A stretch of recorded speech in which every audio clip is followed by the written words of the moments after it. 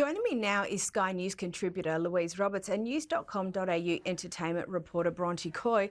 Ladies, Harry and Meghan are today wrapping up their 4-day non-royal royal tour of Colombia. Louise, what was the actual purpose of this trip? What was on the agenda? Well, Caro, this DIY tour of Colombia, as we've called it, the purpose was, I think, to sort of strengthen brand Sussex, although, of course, they were there at the invitation of the Vice President of Colombia, Marquez, who had seen their documentary on Netflix and was so moved by some of the themes and their mission for female empowerment and tackling cyberbullying, both of which are great causes, I might add, that she invited them to Colombia to talk about it and to see how they're tackling that in the country. But of course, the issue is it's been overshadowed by the fact that there's fears they're being manipulated, because bringing Harry and Meghan into the country as bright, shiny things, although not working royals, is a great distraction to what's actually going on in the country with the murderous drug trade and lots of controversy in the government itself. So whether it achieves anything, I don't know. I mean, they've been to schools, they've been to art performances, they've talked at length about their desire to protect children online, something we all share a passion for, I guess. But it seems to be a very, as you said, a very sort of woolly tour, and it's not like the authentic royals arriving with the backing of the King and also perhaps the UN, which is what happened when Sophie visited there last year. So I think where will their next tour be? I mean, these are very much publicity platforms, I think, rather than going to countries and helping them address issues. And Bronte, what were the most notable parts so far of the trip for you?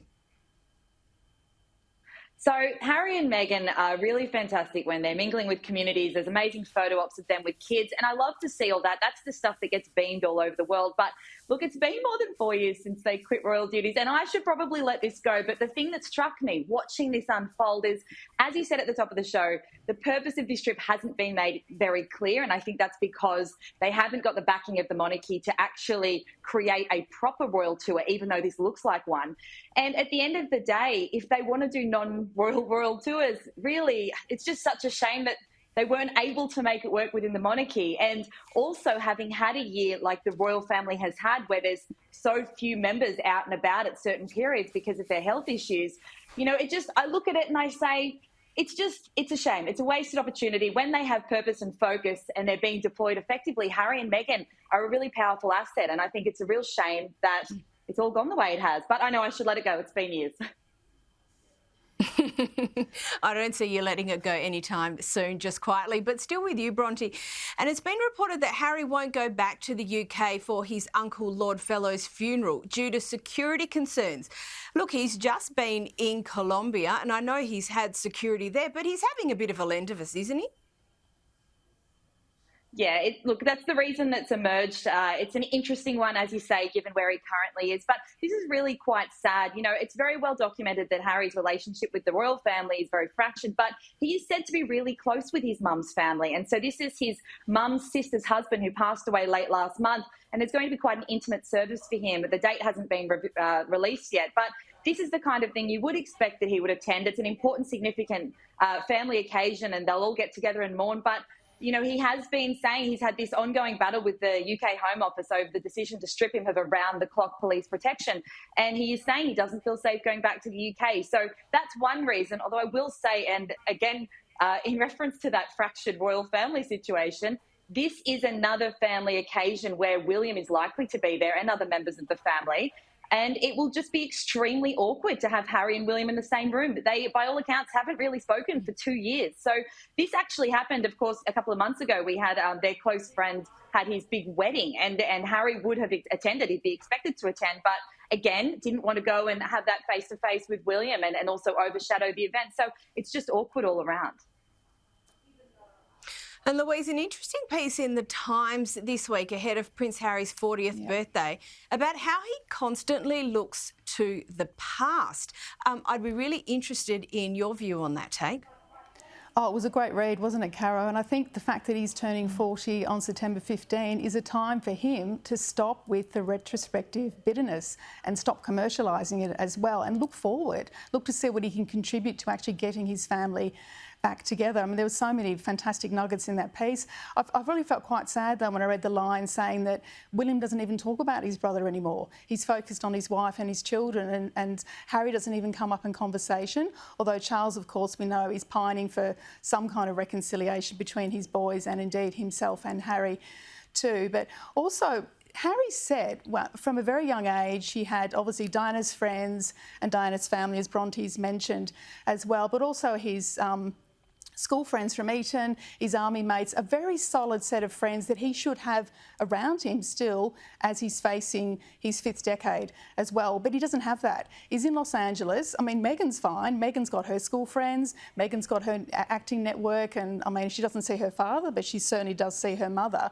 Harry doesn't have any of that. So he is now a prince in a gilded cage, bereft, regretful, and you can see flashes of that on his face whenever he's out in public with Meghan, sort of almost like a simmering resentment as what have I done to myself? And his friends have turned their backs on him.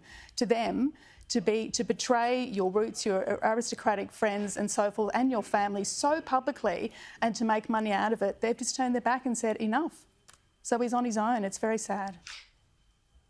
Now, Bronte, that there was very, very well covered. I'm not sure I could have said it better, but anything you'd like to add there?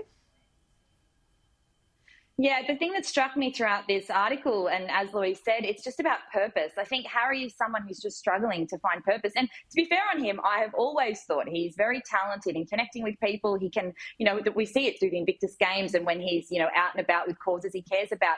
But I think that he has great intentions a lot of the time, but the execution just isn't there. And without purpose, I think I think the word Louise just used there was rudderless. I think it's just going to be difficult for him to get back on course until he really finds out what the course of his career is going to be. He's only 40. He has decades more in the public eye, I'd imagine.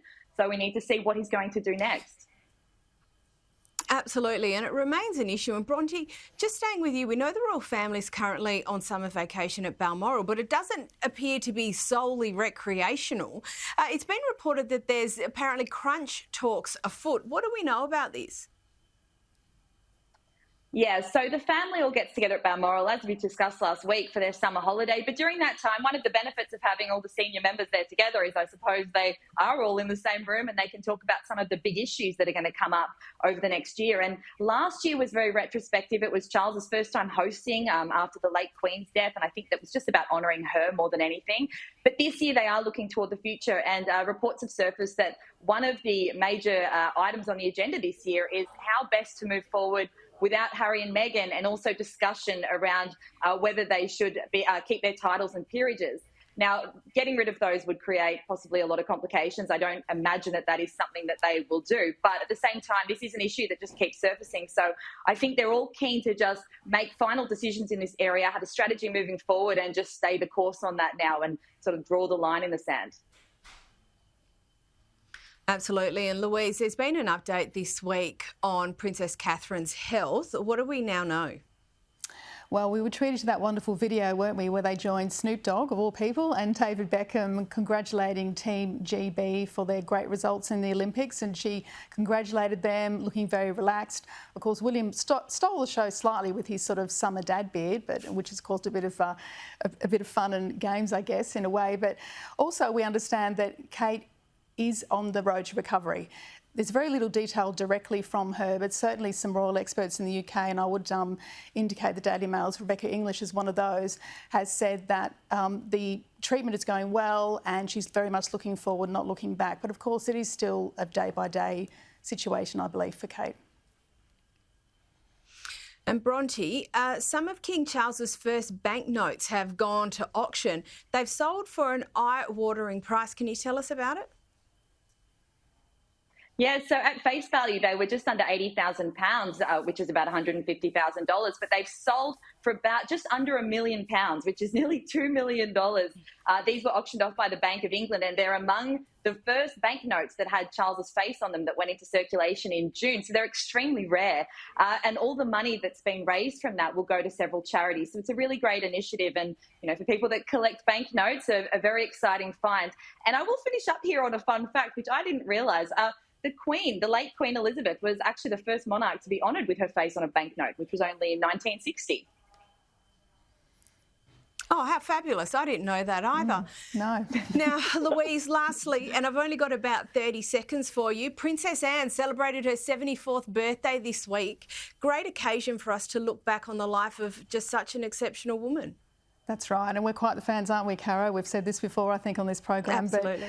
But I agree. I mean, Princess Anne is the moral and spiritual compass, I believe, of the UK royal family. There's only 21 months between her and Charles. They're very close. They always were as kids. There were some beautiful photographs released of them as you know, a little boy and little girl sort of playing at Balmoral, I believe it was. But yes, an admirable woman, fantastic kids herself. Zara's, you know, a champion horsewoman and a lovely person to boot.